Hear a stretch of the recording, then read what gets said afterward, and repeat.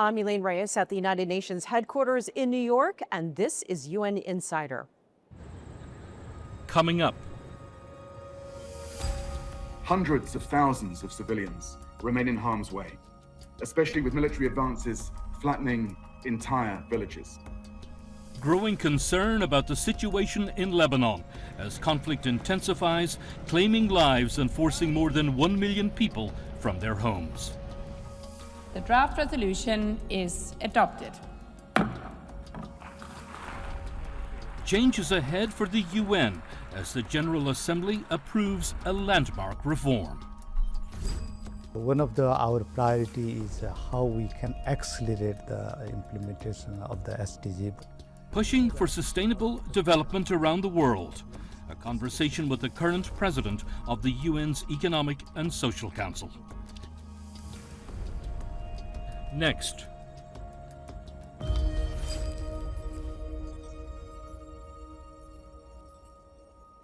Events in the Middle East remain at the top of the UN's agenda. UN officials are calling for peace. The dangers UN peacekeepers are facing in the region was at the forefront of discussions this week after 3 blue helmets died in Lebanon in 2 separate incidents. The situation in Lebanon spurred an emergency meeting of the Security Council. Mitch McCann has an update. Fighting has escalated in Lebanon between Israel and the Iranian-backed militant group Hezbollah since the US, Israel and Iran conflict started in late February. The conflict has led to calls for de-escalation and dialogue. But as the strikes continued on Sunday, a UN peacekeeper was killed when a projectile exploded in southern Lebanon. Hours later, 2 more peacekeepers, also from Indonesia, were killed in a roadside explosion, according to the UN's peacekeeping chief. All were serving in the United Nations interim force in Lebanon. At an emergency meeting of the Security Council on Tuesday, Indonesia's permanent representative demanded accountability. These attacks also represent a direct threat to international peace and security and may constitute war crimes under international law. We therefore demand an immediate, thorough, and transparent investigation. Let me be clear. We demand investigation by the United Nations, not excuses from Israel. We demand the Security Council to keep abreast of the investigation and to immediately follow up the results. We demand that the perpetrators must be held legally accountable. Jean-Pierre Lacroix, the UN Undersecretary for Peace Operations, told the Council that an investigation was underway, while Israel's ambassador to the UN told members that Israel had already figured out who was responsible and that it wasn't its forces. Regarding the attack that took place yesterday, March 30th, we can confirm today that UNIFIL forces were hit by Hezbollah explosive devices in an incident near Bani Hayan. In addition, the shelling of the UNIFIL position near Adshit al-Qasar on the 29th of March, in which UNIFIL peacekeepers were tragically killed, was carried out by Hezbollah. Key talks at the United Nations in New York are drawing to a close this week, which have focused on the High Seas Treaty.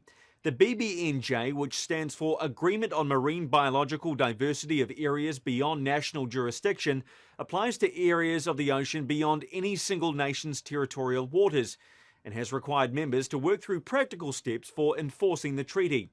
During the meetings, China's Foreign Minister Wang Yi addressed delegates, revealing that China has proposed to host the treaty's secretariat. Bahrain will hold the presidency of the UN Security Council this month and, given its regional interests, is likely to focus on the war in the Middle East.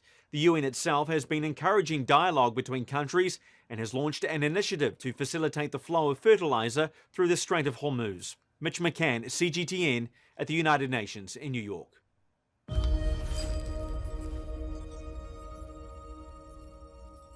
The World Food Programme has currently 70,000 metric tons of food that is impacted by the war in the Middle East. About half of them are on chartered bulk vessel, and the other half are in containers, which are either en route or stuck in a port and don't move.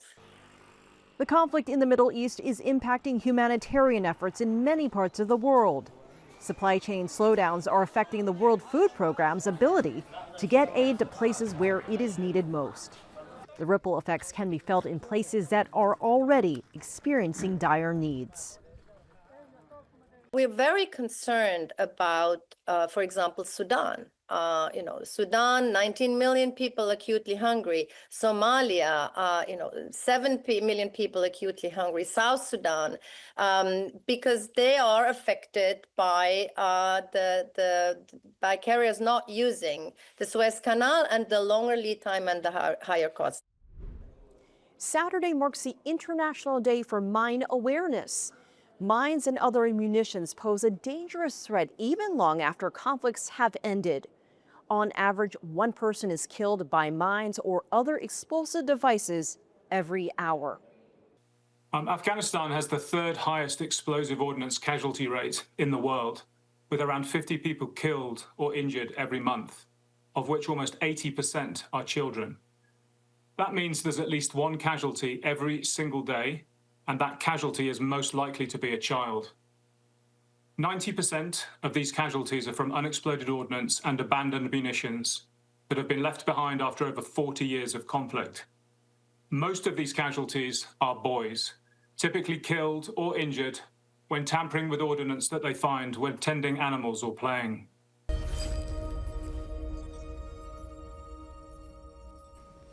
Gender-based violence is not only physical. It is the ban on a girl's education. It is the economic strangulation. It is the slow, deliberate erasure of women from public life, carried out not with weapons alone, but with policy, silence, and willingness to look away. Activists, astronauts, and athletes were among the women who gathered in the General Assembly Hall for the Women Breaking Barriers event. The goal, building coalitions to help end all forms of violence against women and girls around the world. The sad fact remains that not a single country has achieved gender equality, our 5th Sustainable Development Goal. Indeed, the most pervasive barrier to equality is also one of the oldest, violence against women and girls. Today, at least 1 in 3 women will experience violence in her lifetime, simply because she was born a woman.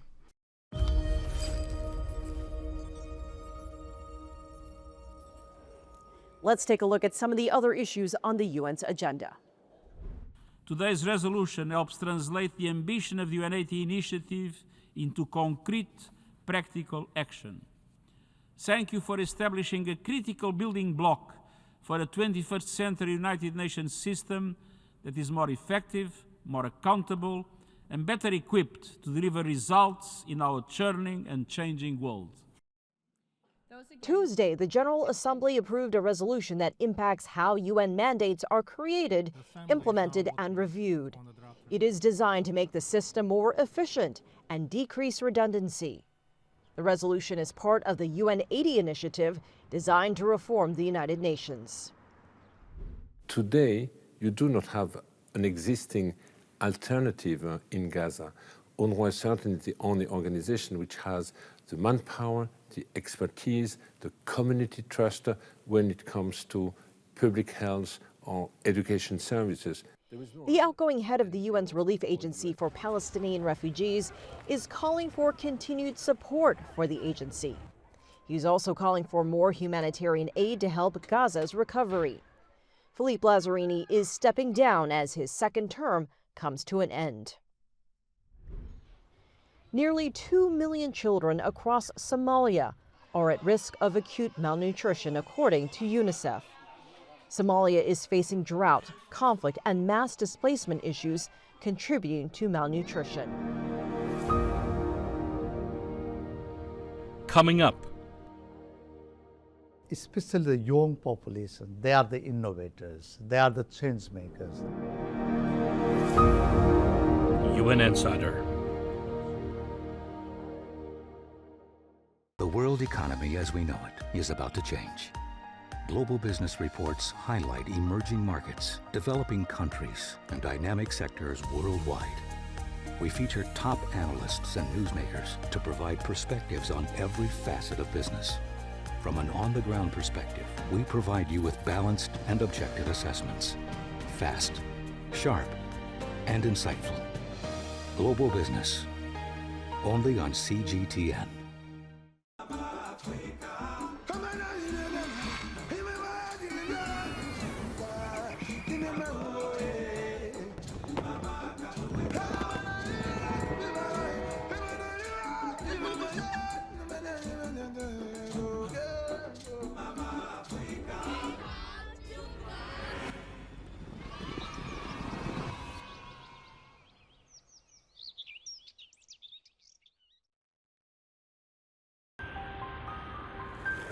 I see a country on the move. There's my opportunity.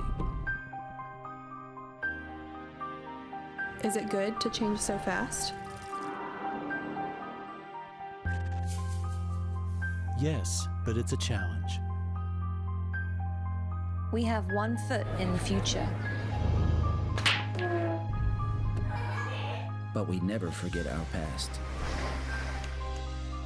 We need to talk to one another. And listen. More than 1 billion voices telling their stories. Rediscovering China, only on CGTN.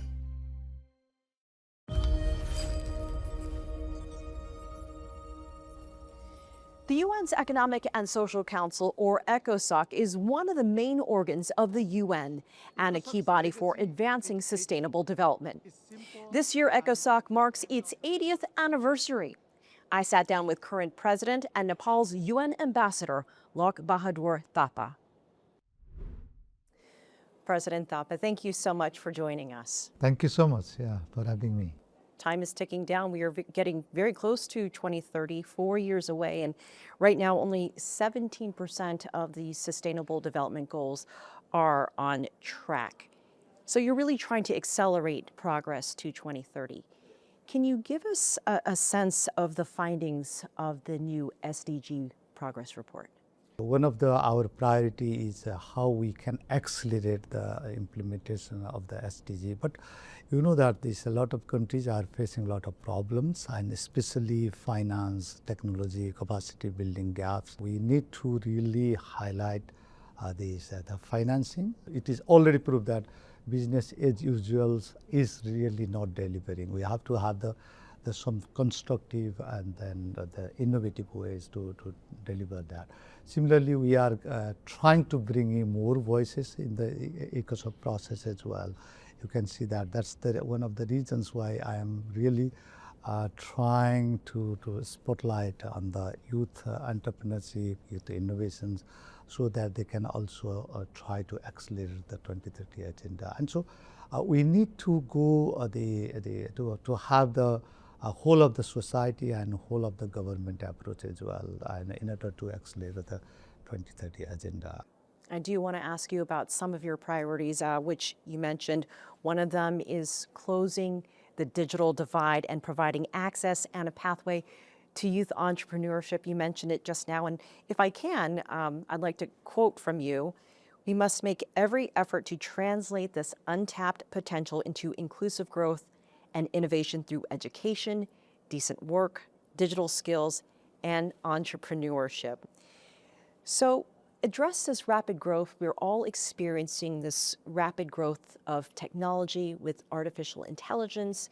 And so if you can share with us sort of the connection you're trying to make between young people and catching up, having the access, and some of the UN's efforts in bridging that. AI and then digital sector, digitalization has given us the opportunity to transform our economies. But for that, again, we have to educate the people, we have to utilize those resources in order to transform the economy, right?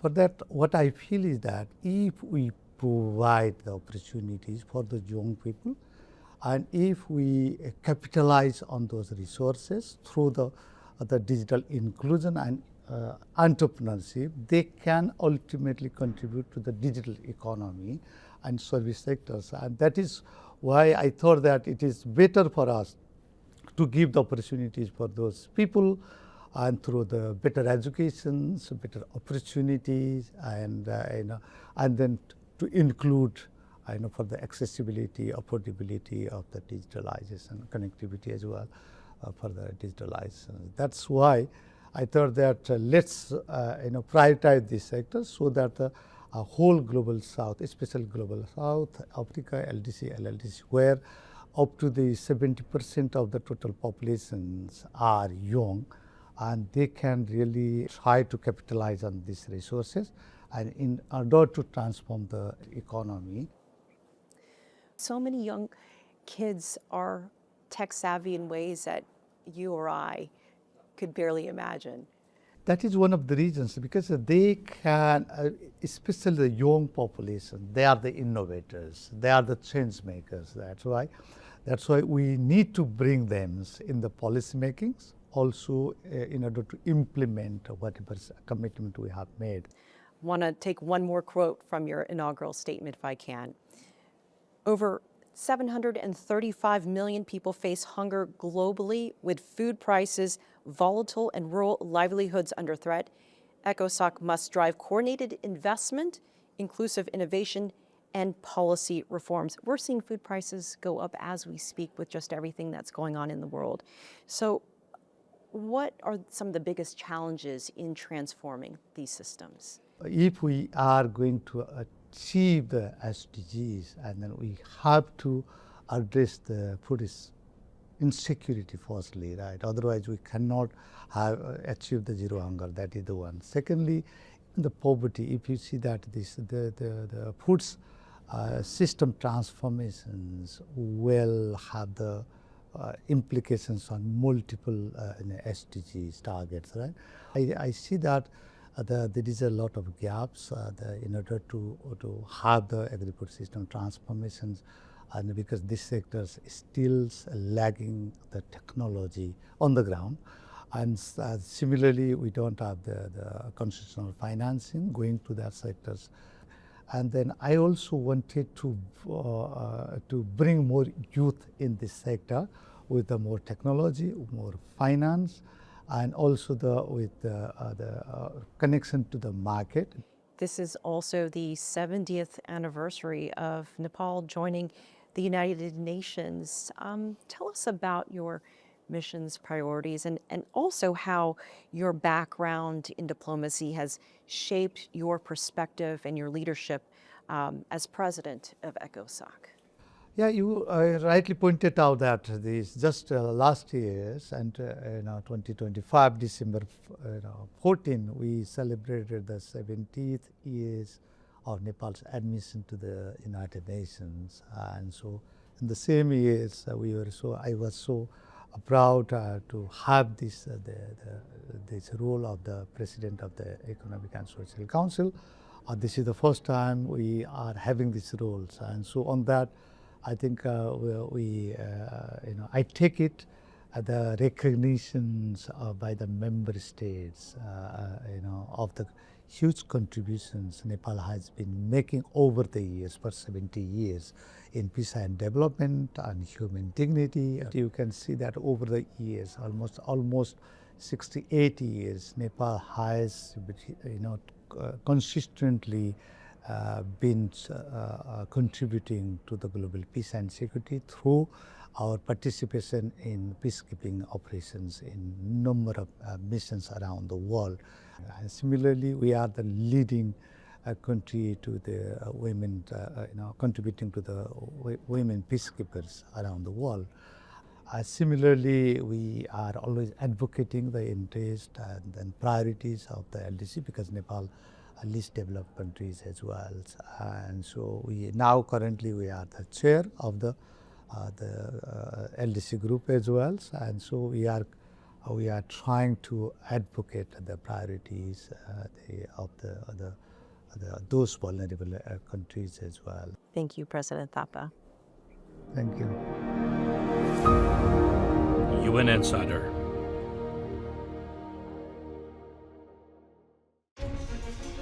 Images may appear to be identical, but looks can be deceiving. the difference is not always obvious. It has to be discovered. There are always different sides to a story. We put the focus on the details. To see more, to understand better. CGTN. See the difference. Facing the unknown is always difficult. In a world in turmoil, it's easy to lose orientation. But when the storms come, we have to see the possibilities. Reinvent. Find new opportunities. Discover a path forward. CGTN. See the difference.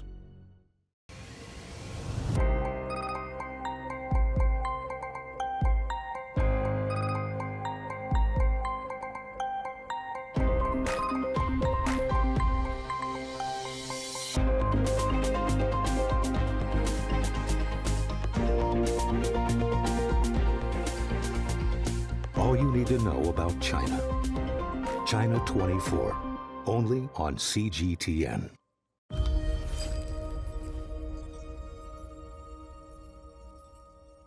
About 1 billion metric tons of edible food is thrown away every year. About 60% of food waste happens at the household level. Food loss and waste generate between 8 and 10% of global greenhouse gas emissions. That's nearly 5 times the emissions generated by the aviation industry. Monday marked Zero Waste Day. This year's theme focused on food waste. Nearly a fifth of all food available to consumers goes to waste. But some are using technology in an effort to help cut down on what gets thrown out. 35-year-old Cristian Casas has walked through the aisles of this Colombian market his whole life. First as a boy with his mother, begging for produce that would soon be thrown out.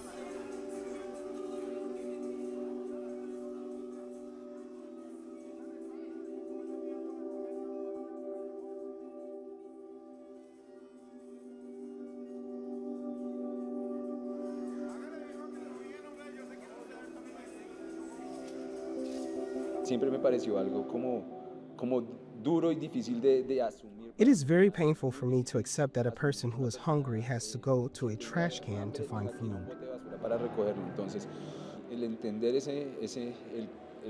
Having experienced these circumstances, I feel compelled to act. I understand what that child and mother feel. Yo entiendo lo que ese niño siente, yo entiendo lo que esa mamá siente. According to Colombia's National Planning Department, 9.6 million tons of food are lost or wasted in the country annually.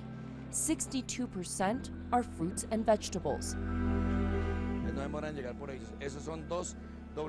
William Garcia is one of the 6,500 food merchants in Bogotá's largest wholesale food market, Corabastos. He has been in this business for more than 40 years. Garcia is conscious of the waste problem and says many times he feels it is out of his hands.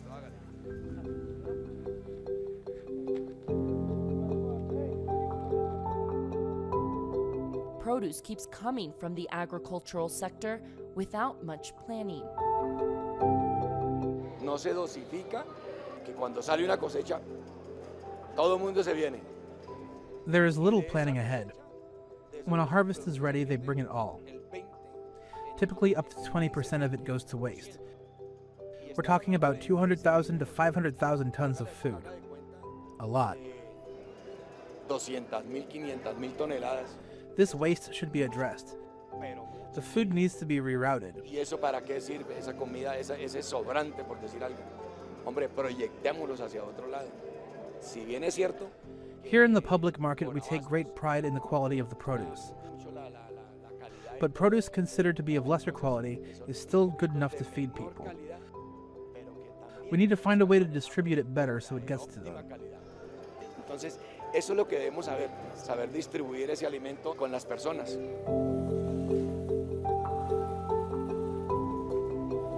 With so much discarded food and millions of people going hungry across the planet, Cristian Casas saw a need he could fill. He created Corre a Pastos, a platform and app that connects food suppliers and buyers with people who can't afford to buy food.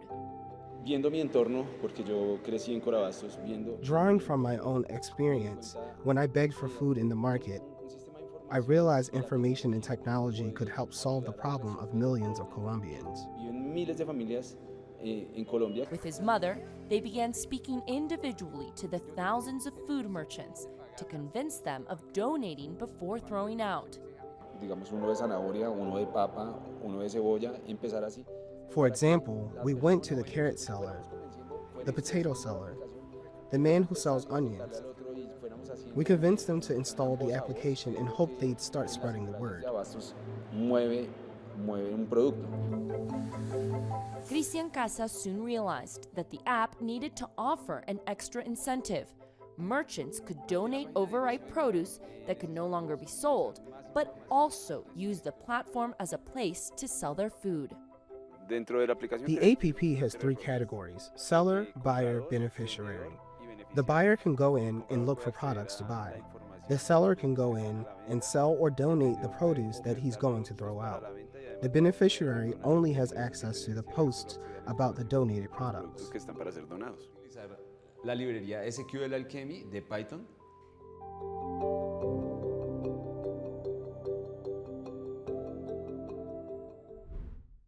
I'm Elaine Reyes at UN headquarters in New York. Thanks for being a UN insider.